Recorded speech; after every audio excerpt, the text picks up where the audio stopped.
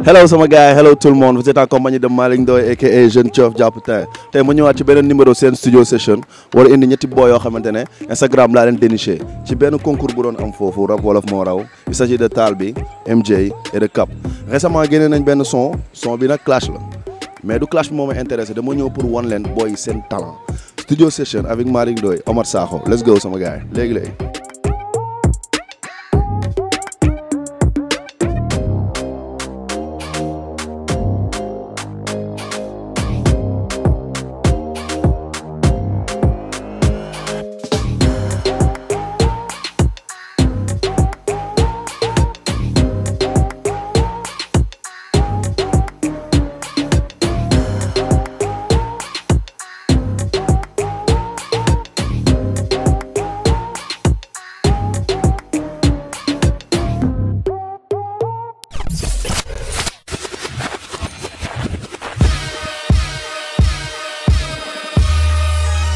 Nigga maa fi teg tànk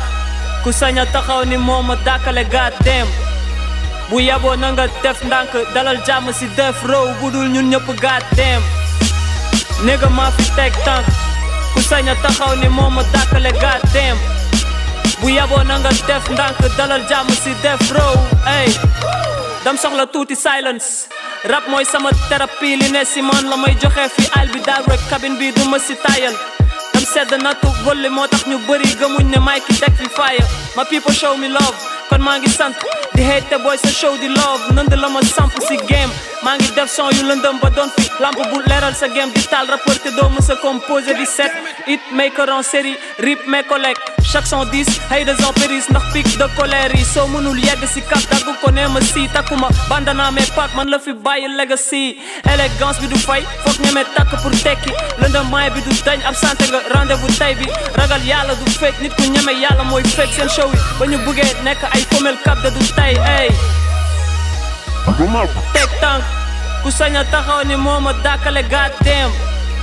bu yaboo na nga def ndànk dalal jàmm si def row budul ñun ñëpp goddamn nigga maa fi teg tànk ku sañ a taxaw ni moo ma dàkkale goddamn bu yaboo na nga def ndànk dalal jàmm si def row ey res avenir u mif bi dooga leen bàyyi si jàmm wuy nesti dañ taay si kan ku fokkale kaa ngi di def gënal taaxir lu sot ma mën a diir mbagg nigga bi dafa dis gann di ngeen génn ci rap bi no we ain't bitch may taawu mer bi kon foog ma indi dow nigga I hope you understand I got so many roles moo tax may def lu différent yéen ñëpp ngeen di row real nigga du ma sa changer man I was the same before wax ma lu tax ma yegg si rek ñu bëri dem toog keneen ku mel ni man amul we ain't the same bro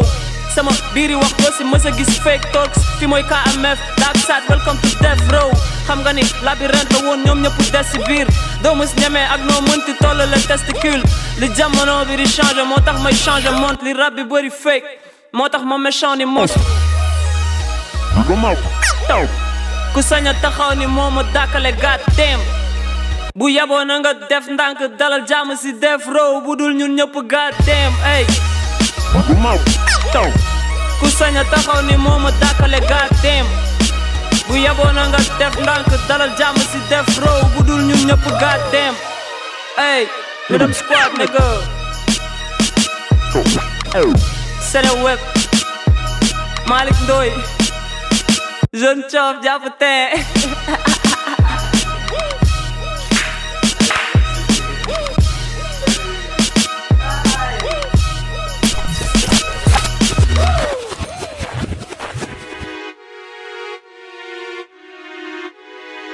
Rich Mind Beats.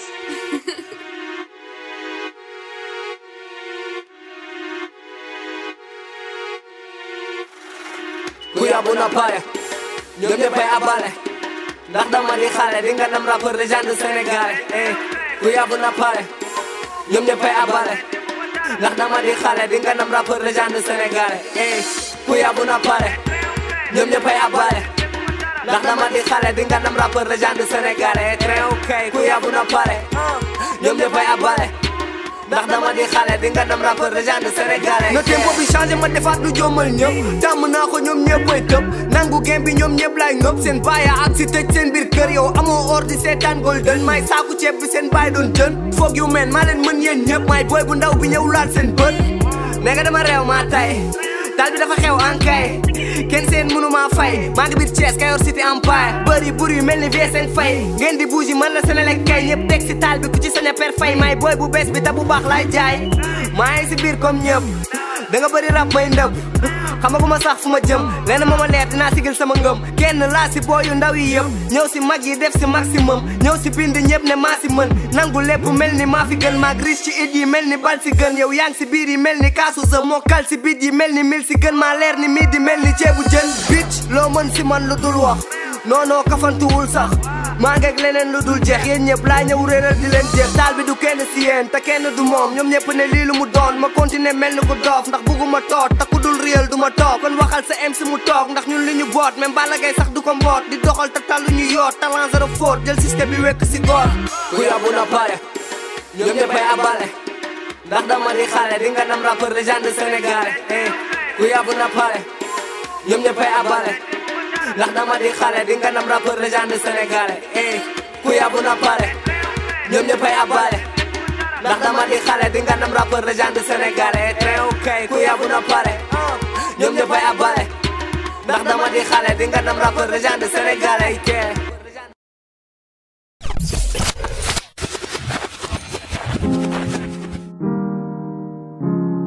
Yeah.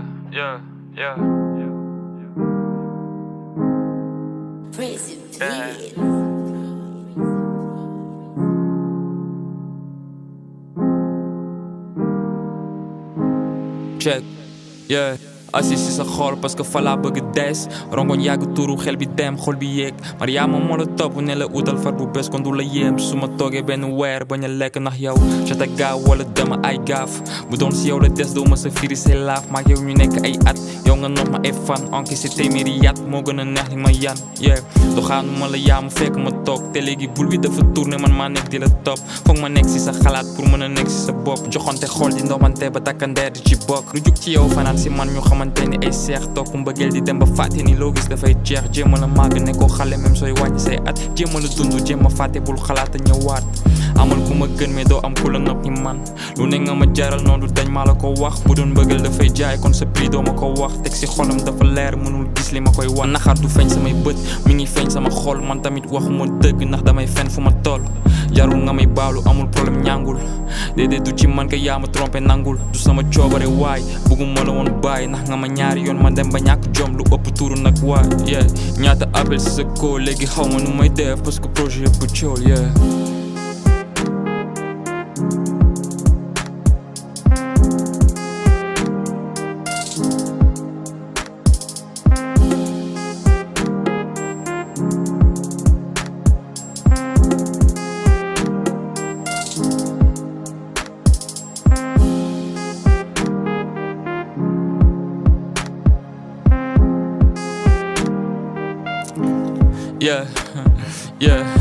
yàlla fay la xool parce que romb nga jekk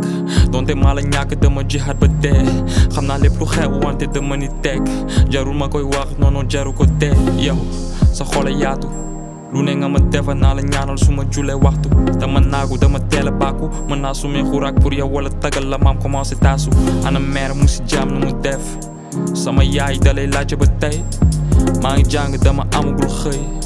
ne woon naa la takk ñu sëy e naa la takk ñu sëy kon amul ragal looy tiit doo nit ku bon ma soo ma yab te man gis naa ni respect moo jiit bilaay wallaay mëgeen moo daaxuloo gis fonkal sa jàng xamoo caaxaan dégg naa ni am nga bag bi d'office man maa ngi ñafe maa ngi sóor sama ëllëg dafa jafe dafa cool fi ma dëkk li mu metti sama xool yow la bëgg manoo ma bañ non loolay dëgg li ma metti dama def ci yow gaa indi ko mu ñëwaat joxaat ne ko oh gaa xam nga li ma bëgg loola tax ma nopp la sama yaay doom no du keneen yow la ni la mënoon demee ma ak yow ni la mënoon demee ma ak yow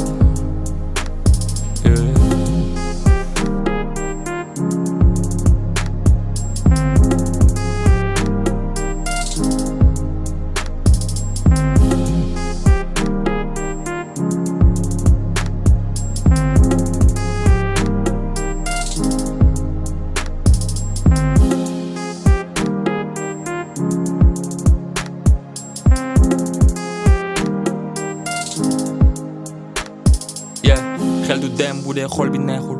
lu tax may daw bu dee xeex bi jeexul yeah petit tas ànd ak biir bu lekkul dinaa ñëwaat damay xaar bu jekku yeah bi ngay nelaw maa ngi jooy ay night yegoo ko sax ay waay yow ma yow ma shit pour fight mënu ma dem pëna bu ñàkk vessi bu dul yow du ma yëg mel ni xol bi dañ ko anesthésie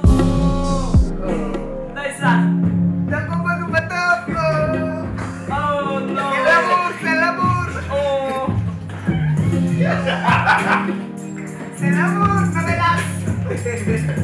Kile, bro.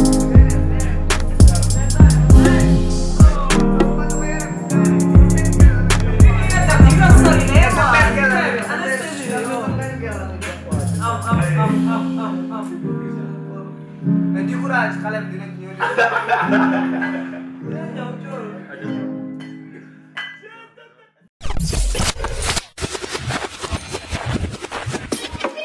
Ay lëndëm si kaw ba si suuf ay welcome to London Squad ñu ngi nice teg ba toon bi ak regard bu sedd ni ice maison de disque yi dinañ ma sëkkatoo rap nigga du man ak yow def naa lu sëb sa doo bu desee lu dul tekki abi kan ma diiman talent bi ma yor du jar sax 1 million karaawu diamond yaa ngi rap di lox bi ngay record xanaa gën nañ la tiimal am di humble ba dafa jot ñu xam ne dama ay man maa def xelu vétéran si jëmmu minim I'm untouchable lu sama yoon si sa feeling indaale naa fi xam-xam bu ñëw rek monte senior dama bëgg jommal nit bu weex ba mel ni Léopold Senghor tire dans le mille pourtant j'ai pas été au stand de tir dam leen di xool di am nausée vous n'êtes qu'une bande de bitch sangoo dereetu haydal sam péché mignon dinañ ma mësa interview ve laaj ma lu waral autant de crime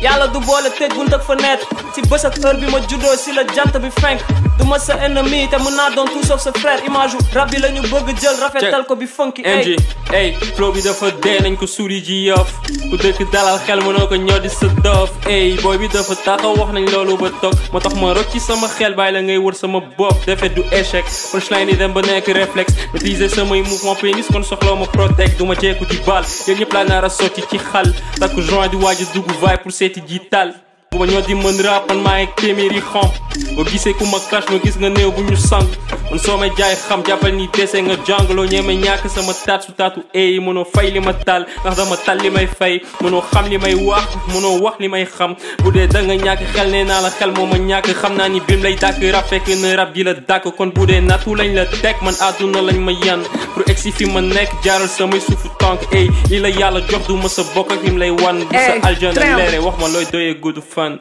man dama dee si ay gént wax ko ni nañ ma yee bu dee ci flow yi may denc wax ko ni may ma yee même bu dee noo bi laay dégg wax ko mu may ma yees ndax damaa dem ba teg loo dul teggi level bi gën di yees man damaa dëggu ay kàddu ba dox ak tànku neen taal bi ndam li lay gàddu ba noppi tàggu leen xaaral ba aatu feeñ ma kaaw sa pen soppi ko taatu neen yëngal ba yëngu leen ku mën na def maa ngi ci biir di jéem man dama raar si ñoom ku mel ni man du neex a tax ndax romb naa si ngoom man la sa papa doom bu dee lu wex rek nga may jaay maa ngi fi ak ni ngoom taal bi la kenn du moom même bu ma ñëwul dañ may wër ni sarax sa koñ yow da nga manqué poñ pour mun ma foog da ngay foget ni lay warax ni ngooñ bu dee dañ laa ti ngoom sànq si ngoon laa mujju génne goon saraat sa koñ ñépp ne maa la tooñ booy bi la kenn du moom nee ko limba mbilli daaw duma ko kamb ren ndax damaa dem ba couragement ni ko jàmm gën même bu ma jaayee sama ngor damay am liberté rabbe toxu Cees ma daggal ko ngandey parcelle et train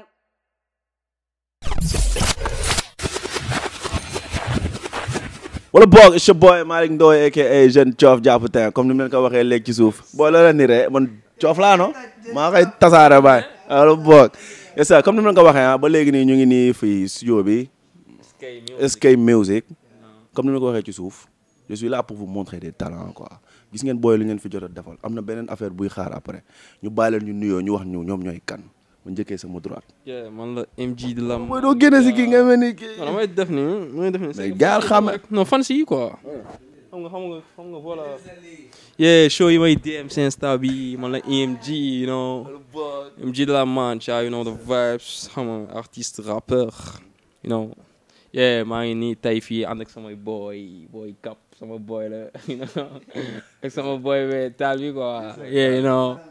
yes xam nga nice ñu ñëw yëngal fii comme d'habitude voilà c'est ça Cap ma jox la nga présenté wu. mooy ma ñëw si Cap kii mooy Cap. Cap lan mooy Cap. Cap sama tur la samay initialu tur la quoi waaye loolu. let's go. man la Cap. lëndëm si kaw ba si suuf tey dañu ñëw xam nga Malick Ndoye jël ñu xam nga ñu ngi lay bëggee si loolu noonu tamit quoi xam nga kontaan nañ si loolu noonu trop. ñëw ak taal bi MG Malick Ndoye ñëw pour interviewer ñu quoi. thanks bro. kee mu présenté wu yow yaay kan yow. man est-ce que gars yi war nañ ma xam wala boog. man la taal bi borom train maa ngi nii de. waaw gis nga di la bëggee yow xam nga di bëggee ñëpp di bëggee képp koo xam ne mi ngi ñu seetaan jamono ji xam nga di la si bëggee yow bu wér a wér ak waa Sénégal bi yëpp parce que li yombul ngeen déplacé wu jugee side ba side pour ñëw fii quoi aywa. récemment ñu gis ngeen génne benn son bu son boo xamante ne mu ngi viral ci réseaux sociaux yi et tout mais balaa dara yéen collaboration la wala groupe la wala nu mu fa demee noonu. kan mooy tontu na kenn lever la main monsieur. ok nee na mooy kaf nee na mooy tontu. oui c'est juste pour éclaircir affaire yi quoi c'est que lii du groupe ñun ku nekk dafa am sa carrière solo ku nekk si sa projet si su ma juumul quoi man boog maa ngi si sama projet te MG ak taal bi ku nekk si sa projet mais lii nii nekkul groupe quoi à chaque fois nit yi dañuy laaj ndax def leen ko groupe mais du groupe quoi dañoo ku nekk dafa feel sa morom lu muy def te en plus dañoo xamante naturellement so nekkul dañoo tànn kii wala kii dañoo ñëw ñu feel ko ñun ñett ñu def ko parce que déjà nekk nañ ay gain avant son bi quoi loolu kese la mais nekkul groupe quoi. ok en parlant de gain parce que yéen dañ leen doon gis li lu ëpp mooy Instagram parce que Instagram laa ëpp lu mu leen doon gis ak rap wolof moo raw et tout concours yu fa jot a jaar xam nga yoon la tey ma ne xaaral ma jël gars yi ñu ñëw nan ngeen xamante nan ngeen def ba nekk rap wolof moo raw def concours yeeg yenn affaires yi ba tey collaboration bi nii am quoi ngeen def son. rap wolof moo raw bi moom je pense que gars yi ñoo ñu contacter dugal ñu si concours bi. comme maag taal yëpp après si lañ xam final taal je pense que demi finale bi lañ commencé wax quoi demi finale bi lañ commencé wax après noonu nice depuis lors nag nice quoi depuis lors nice sooy xool si gars yi bokkoon si concours bi yëpp moom laa si gën a waxal nii quoi. yow taal bi yéen a final woon. mu faj la. mu faj ma booy. taal bu tax nga faj booy bi. non faju ma ko booy bi moo ma defaral gars yi xam nga rek benn fête la woon ñu doon noos rek après ñu waxtaan ma ne ko bàyyi ma gars yi mu bàyyi. après ngeen def affaire bu nice xam nga def collaboration su ma ne faj xam nga damay neexal émission rek mais tey nan la ñetti boy yi nga xamante ne nañ naan daje si ay compétition Instagram et tout ngeen def collaboration bi nii. booy bi Dip moo ko dugaloon quoi un jour. Dip moo defoon publication si moom. ma gis ko après si laa ko. affaire bi nice billahi automatiquement loolu feeling la quoi loolu feeling la ngay xam ne lii dafa nice quoi xam nga après c'est là ko message après xaw ma ne woon ni sax ñoo bokk moom kën bay fa la dëkk quoi après nice lañ commencé wax après flex après si lañ commencé tase benn gaale boy fresh yi quoi xam nga di fresh di job ay beat foofu di commencé di fontu di bind foofu ba après feeling la quoi affaire bi ñëw naturellement. léegi son bi nan ngeen toog na ngeen toog jékki-jékki ne booy nañ la moo tax ngeen tuddee ko ñun rek kese. ak nan ngeen def ba toog ne booy ñun ñett ñooy génnee son. man jour damay rappelé wu jour bi ma ko booyee di tegal maa ngi sama gaale toog ñoom ñaar ñoo nekkoon di si waxtaan sax après bañ ma ko ñoom ñaar quoi. taal bi ak MG ñoo tase di si waxtaan après ñu tegal ma ko man tam ma d'accord si parce que fil naa loolu quoi. après ñu ne puisque amoon na ay ak ay baay yu doon xew si rap game bi nii mais dañoo après ñu ne il faut que ñu def dara pour wane ni que ñun ñoo fi nekk quoi tu vois son bi de base ñoo fi ne la naroon tudd quoi mais après ñoo fi ne la naroon tudd mais ñun rek tamit xam nga pour wane ni ñun rek la quoi ñun rek. léegi pourquoi ñun rek. waaw ñun rek bi benn affaire la boo xamante ni genre su ma juumul man maa ko njëkkoon maa ko wax quoi genre après booy si lañ ma woowee ne ma ñun rek bi la ñuy def quoi parce que ñun rek bi du dara lu dul maanaam gembe comme ni ko Cap waxee amoon na yow des bas comprendre ni mu la yoo xamante ni c'était pas normal quoi xam nga moo tax ñu ñëw pour imposer suñu bopp pour won gars yi que ni tamit mën nañ ko def comme ñoom daaxuñu ñu ko et que tamit dañuy ñëw pour imposer suñu bopp teg suñu bopp xam nga parce que tamit soo seetloo son bi gars yi ñu ngi wax ay pic ay yenn affaires yi mais mais yooyu yëpp nekku si tellement sax ñun loolu nekkul woon sax onde bi ñu nekkoon ñun ñu ngi woon feneen genre parce que boo seetloo Cap bu duggee ay picam bëriwul boo koy cons nii mais dafay am ñu muy waxal ñoo xamante ni genre am na ñoo xam ne teg nañ fenn fi seen bopp foo xamante ni genre àgguñu fa quoi ba pare nit ñi di leen fa yóbbu alors que am na ay boo yoo xamante ni ñi ngi lépp yor lépp ba pare toog dégguñu leen ba tey moo tax ñu war a imposer suñu bopp pour teg suñu bopp si kanam loolu kese la dañu ñëwoon pour jël suñu place. ngeen ñëwoon pour jël seen place ngeen pic yenn MC. son bu naturel la quoi son bi sooy xool 3 heures de temps lañ ko rey billahi 3 heures de temps lañ ko rey kap moo dóor couple am fët yónnee ma ne ma booy sama couple ngi nii laaj ko 1 heure de temps matul ma wan ko ma ne ko booy pare naa sama couple taal bi tamit ma wan ko sama couple kap wan ko si guddi gi mu rey ko affaire bi matul sax jëlul jour son bi jëlul jour quoi pour wane que ni feeling la quoi affaire yi vite fait la après gars yi ñooy interpréter nu leen neex rek. mais interpréter ñu lu leen neex parce que dañoo dégg ay pic yoo xam dafa saf sàpp ñu xam ne ñii ak ñii ngeen di waxal de un balaa may ñëw si yow nee nga bàyyi leen ñu guerre si jàmm yow kan ngay geeral ak guerre bi kan ak kan la. waaye Malick c'est que affaire bi son la quoi dañoo nekk si rap game si son la game la parce que su fekkee ñëpp dañu nar a nekk maanaam ñëpp nekk ay gain loolu xaritoo ak ñëpp quoi loolu mënul nekk au fait si rap mënul nekk su ñëpp xaritoo rek game du amati moo tax ñu def lu ñu neex ñun dañ koy assumer carrément ñun dañoo def lu ñu neex instant bi nii taxaw pour wax bi gàtt quoi affaire bi géew la bu ñëpp nekk yaa ngi comprendre li mu la moo tax muy wax que ni ñun ñëpp génération lañ ñun ñëpp ñoo tolloo comprendre li mu la wax léegi pour wax bi yomb pour ñu départager wax bi moo tax mu ne ku bëggul guerre bàyyi ñu guerre si jàmm maanaam na ngay ñëw dugg si digg géew bi ñu wone ku nekk wone lu mu mën ñu taxaw Sénégal jugé loolu kese la moo taxoon ñu doon wax loolu yéen a dàq rab gaay fuuf yéen a dàq rab gaay mais dafa bokk yéen a dàq rab gaay fuuf bokkul foo leen ko teg dafa leer xam nga siiw ak mën bokkul quoi siiw ak mën quoi bokkul quoi ñun lu nice suñ ko gisee genre vite fait kii day ñëw taxaw ne ma lii dafa nice dañ koy wax nii dañ koy juger vite fait man dama partager affaire yu boo yu bëri ku si def lu nice dama koy dugal dama leen di suivre xaaj bi yëpp genre est-ce que comprendre fi mu lay waxee yow bul ma waxi booy parce que si son bi nee nga bàyyi ma wax ak grand parce que yéen da ngeen ndaw dañoo ndaw dëgg la grand ngay wax loolu bu si sonn booy dañoo ndaw si man te ku jarul sax wax bi muy sori nii ñoom xam nañ ko xam nañ ñoom ñëpp quoi ñoom ñëpp maanaam ñun rek kese quoi ñoom ñëpp dañoo ndaw quoi mais problème bi mooy instant yi nii game bi moo war a changer affaire bi dafa war a changer quoi 2021 changement dafa war a am te changement day am sax parce que yow da ngay gis des fois ay ñoo xam ne ñi ngi si game bi gars yi xam nga surcoté leen quoi alors que du yoon ñun du question ni dañuy naagu wala dara mais gars yi am nañ ay nopp ñi ngi dégg gars yi ñoo leen mën mais léegi wane leen ko comme ñoom ni ñu ko defee ñu ngi koy wane son bi dafa nice taalu ma sama oto ñëw fii pour jëleen interview pour rien mais son bi dafa nice mais ñun son bi sooy xool dafa am gars yi ñoom son yi génne pas son yëpp quoi mais ñoom dafa guñu ñun son bu daax suñu son ñun dafa guñu son bu daax suñu son kan moo def son bu amul bàyyil public bi juge amul booy ñu pic si son ñëpp kan moo kan ak kan nga pic si son non man ñi ma pic ñoom xam nañ ñi ma pic man samay pic dafa leer sax samay pic leer na nañ mais ñoom xam nañ quoi yow Paco Brise laa dégg nga prise nga pic kan la ngaa ko blendé non gars yi xam nañ man moom ñi ma prise gars yi xam nañ d'accord léegi yéen pic yow aussi dégg naa nga pic ay yaa doon wax si wàllu sonu gars yi maanaam ñoom ku si def lu nice ñun dañ koy apprécier ku si def lu nice dañ koy gis dañ koy feel comprendre li mu la mais genre dañoo defagul woon loo xamante ni maanaam fëkk na suñu bët quoi genre est-ce comprendre li mu la lu jéggi suñu bët maanaam parce que ñoom li ñuy def à chaque fois nit ñi di si wax ñun maanaam lu ndaw la si ñun quoi boog du catu du maanaam du bàkku du dara quoi boo seetloo maa ngi koy wax taal bi mbër bu dul bàkku mais ku mu jàpp daan jarul ñu koy bàkkoo di wax que ni li ngeen di def nii non mais li ñuy def mën nañ ko comme ñoom ba mën loo xamante ni ñoom mënuñu ko léegi nag loolu moo waral son bi nii est-ce que comprendre li mu la wax mais du animosité du dara jàppaluñ kenn en soxorewuñ kenn si lenn est-ce que yaa ngi comprendre ngaa ko blindé récemment album bi mu ko defee ñun dañu apprécier xam nga Sénégal moo apprécié dafa nice Samba Peuzzi la même chose comprendre li mu la mais maanaam waxeewuñu côté boobu waxeewuñ ci côté kii bi mais dañuy wax que ni li gars yi di def ñun yor nañ ko ba pare yor lu ko ëpp ñun fu loolu moo waral son tey pic yi ngeen def ci son bi est-ce que foogoo leen ne di leen yàqal parce que yéen bi ngeen di door a fël sur Instagram ñëpp dañ doon partager ne booy yi léegi tey ba dégg naa si ñi ngeen xamante ne da nga leen pic ay pic ci son bi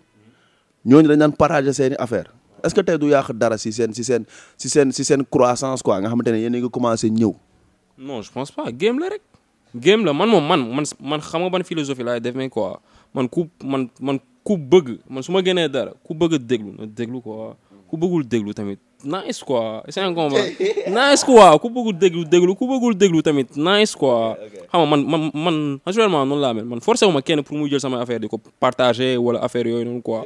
booy tamit booy nga xam ne tamit dañ leen pic si son yi wala xaw ma nu mu demee noonu changé wul dara si ñu diggante ak ñun man moom sama côté moom wallahi lazim dara changé wul. d'accord léegi en 2021 lan ngeen di waajal parce que tamit yéen a ngi rap nii génne ngeen son léegi ne ngeen du groupe ku nekk si côté am lan lay waajal par exemple yow tey yow aussi bon je vous rappelle parce que ñu bëri ñu mën a laaj la moo tax nga doo invité boy bi taal bi temps yi gis nañ ne yaa ngi def le buzz quoi qu'est-ce que ça te fait d'abord balaa ñuy ñëw si projet 2021. waa genre loolu noonu du dara lu dul maanaam dañuy xam ni am na benn tànk bu ñuy teg si kanam est-ce que comprendre li mu la wax et que tamit àggaguñu ba tey parce que njort bi kawe na fii nii kawe na fi gars yi nekk di waxee maanaam parce que ñun ñi ngi séntu leneen si rap pa bi tedd si mère bi tedd si ñi ngi séntu leneen ak leneen carrière la ñuy viser si rap mais pas taal bi mi ngi def fii ñi ngi lay wane fii ñi ngi billaahi wallaahi yooyu du ma ko sax tal des fois maanaam maa ngi si yeneen genre maa ngi xool la laa war a génnewaat ba mu def lu raw li bii def instant bi loolu moo nekk si bopp yi mais pas affaire boobu noonu. léegi 2021. 2021 benn affaire la boo xamante ni gars yi li si kanam li ñuy wax li si kanam raw li bët Olof Ndiaye moo ko wax MG mi ngi waajaay affaire yu soxor cap la même chose man tamit maa ngi si projet te gars yi dinañ jot ay vidéo du yàgg dara avant projet bi et tout ñu ngi si ay business yu metti yoo xamante ni bu ñëwee dina dal seen. lan ban rapport nga am ak Dip Doundou Guiss parce que récemment gis nañ seen benn vidéo yéen ñaa ngeen toog di balance yow ak MG kii tamit gis naa Dip di partage mais yow d'abord tontul.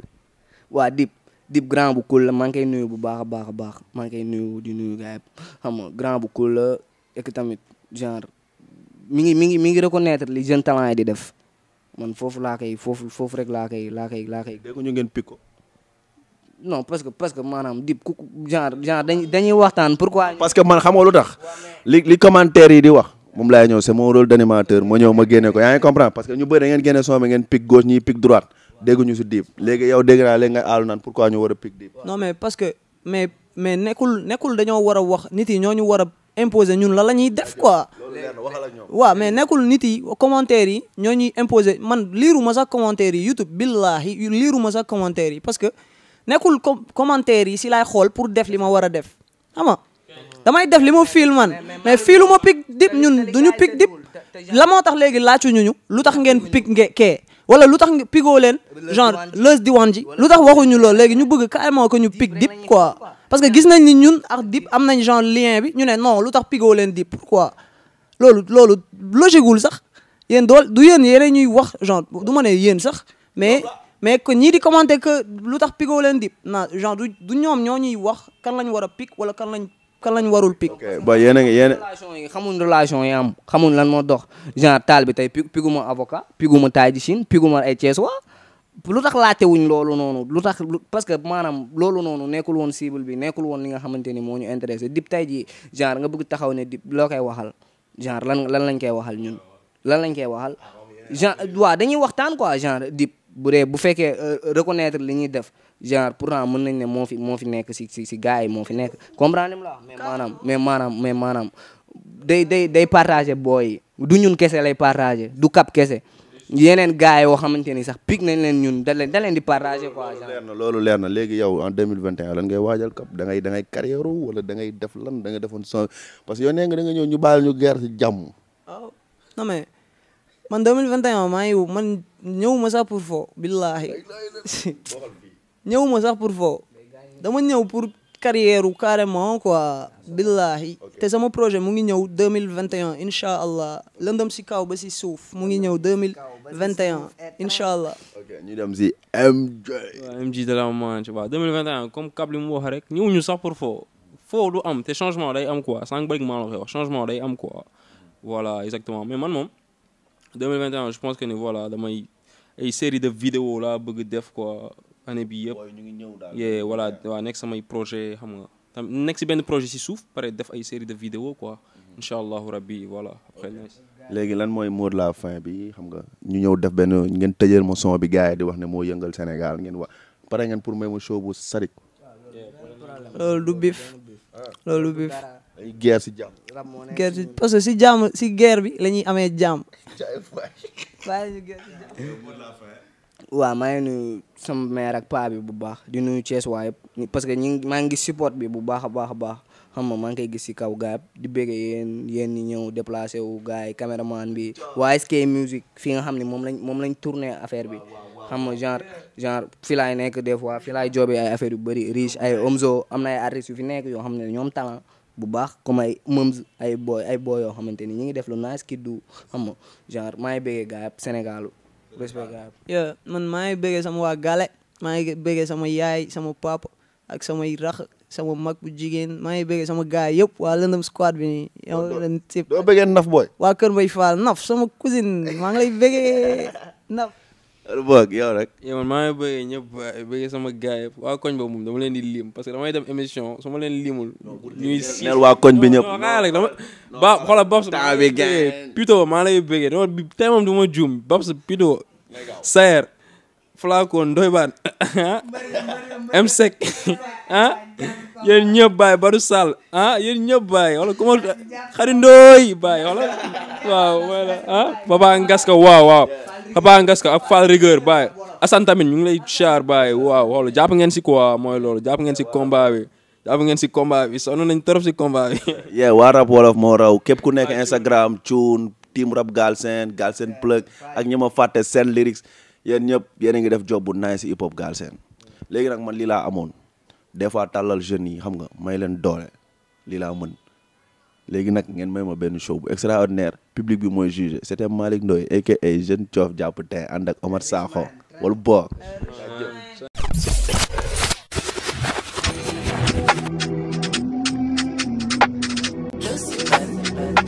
lëndëm si kaw ba si suuf lëndëm si kaw ba si suuf MG Dela hey li du clash leeral dong la élection du am coup d'état la ñuy def amul ku ñu sañ a song naw élection bi day dëgër kap xamul paix ananu school bu sañ a taxaw ni moo ñu dàkk rap te jàppaluñ en ku bëggul guerre nañu bàyyi ñu guerre si jàmm mag ba si xale ñun tapetuñ kenn lu sa nga ma nigga yu naa gën a win maa gën a metti liqueur moo tax yaa ngi biiñ mala nga ni buteur bi maay messi 10 tuuti cere laa la wisal nga naaw mel ni picc roule air roule ak lambo ko gën xale yu ndaw a ndaw nekk fi nga di icône di ma déglu di yëg tàngooru fa te si bi la game CAV doo mësa wane sinkam mu vieux body mon cher jóge jël munu tee nga nooy bees ñoo dàkk rap si kaw terre lëndëm bi day trew leeral game bi naw kéem fesal bari comme bière doon xale di la jiite rek a tax nga am si complexe rap doctorat xooluma master yang wej kese nga mën a di jaay boss fekk ñaari xale di xeex ma dóor leen tudde sa bopp bind te bindoo du yem nit indil ma boy fi rap doon neew yàlla rek ay buur carax a gën seen tim ñun ñooy axlu bi toj seen birig di ngeen tane piqûre bi lañ lay firil défense bi milieu beeg attaque bi yëpp mat sëk Messi Iniesta ak Delix lu ñu def mu def it te nga def ndànk rek fiis ni fas bu maamu ñooy ñi lay fiir dikal ñu wan la luy kike beach ñun rap business la ñuy def kan mooy bañ ni ñooy ñi fi ne gën leen best te def lu vintage ñoo wax lu ñu neex taxaw ni min tey ñun rek kese yéen ñëpp ñooy seen baay ñun rek kese rewande leen lay jaay ñun rek kese feeñal yéen ñëpp seen faay yëboo yi tax ñu shine bul sonn bul sax taay ñun rek il est temps ma yéeg ci seen kaw businessman bi leen dëkkee raw di ngeen day maa leen dëkkee saw baal ma wax ak mag yi ndax yéen da ngeen ndaw officier maay sa colonel gën leen pare day sa kalanda duñ la cité yaa ngi colodel seen son yu cartonné ak benn couple le kaana du soxor li maa la ko may yaa soxla photo yow mi di ko way pirip nga fël gaay di la jay nga kaaw ba rëpp da nga teel a fay fii robinet tijjiwul lépp laa tëj booy dof lu fii yëpp laay faj fii ku fi lambatu di nga ñu daj ndax force ñooy relève bi ku sañ a bañ yéen ngeen di nelaw ngeen di ko yee xari si kanam dañ mën a mbee yow matoo di mottali kacca dees acca na leen ñu géewal bi gën a dee ñooy buuru musique bi SKY di rakki moom mbaay fukki la ba joxaat la say lay taay yéen ñëpp ñooy seen bàyyee ñun rek kese lu ñu def mu def it te nga def ndànk rek fiis ni fas bu maamu ñooy ñi lay fiir dikal ñu wan la luy kike beach ñun rap business la ñuy def kan mooy bañ ni ñooy ñi fi ne gën leen best te def lu vintage ñoo wax lu ñu neex taxaw ni min tey ñun rek kese yéen ñëpp ñooy seen bàyyee ñun rek kese rewande leen lay jaayee ñun rek kese